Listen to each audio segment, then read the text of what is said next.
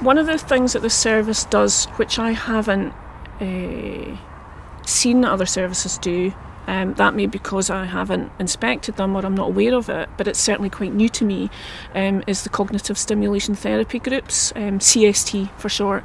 And it's certainly something that the occupational therapists had quite a lot to do with introducing. And from the groups that we attended, and we actually got involved in a couple of groups during the inspection, first of all, it was very evident, although these are time limited, they're for a fixed term, the service users were really enjoying themselves. They were so relaxed in that environment that they were cheeky to me as the inspector, which was fantastic. They were very able to support one another, to interact within that group, not necessarily because they themselves were particularly confident, but I think because of the atmosphere that was created in those groups. The other thing was that, if you like, it was a very subtle way of promoting people's cognitive abilities and stimulating their ability to think about things.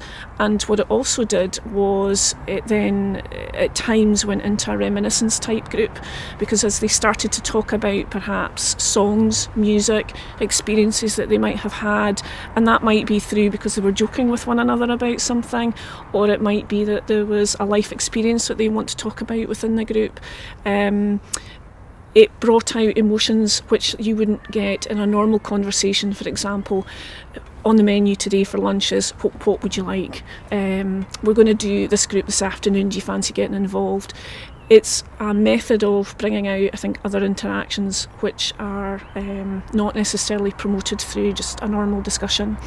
The occupational therapists I know had done some work in reviewing the value of that, and certainly in our report what we indicated is that we would like to see a bit more research. Now that's not necessarily about meeting the standards, but I think it's also for me about trying to develop the innovation of the service and demonstrating that the service can or cannot, but I think it's showing it can have a definite impact on people's ability to retain their independence and to be confident. For me it's a bit like, for example, I was watching a programme at the weekend on TV, and it was about scientists talking about how animals love one another, and they might feel empathy and they might feel different things. And that experience, that was Sunday night, that experience I'm still laughing about in my own head. It's something I'm talking to other people about. And I think it's those memories and those experiences that we take with us throughout our daily lives.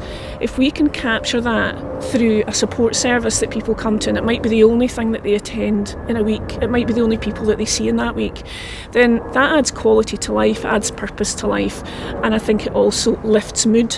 And gives a better sense of well-being, and I think that's perhaps part of the magic of it, and maybe something that isn't easy to put in a bottle and label.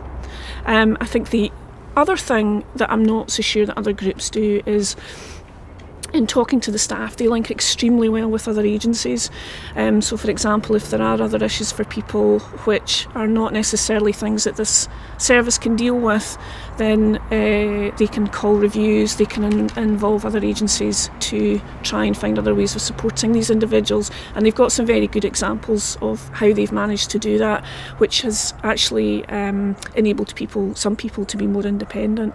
If that steers people away from formal support services, steers people away from a system that they then find it very hard to get out of, then that has to be a positive.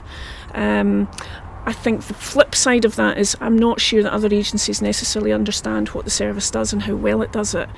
Therefore, they may not see it as an added value, and I think that's something again that needs to be developed.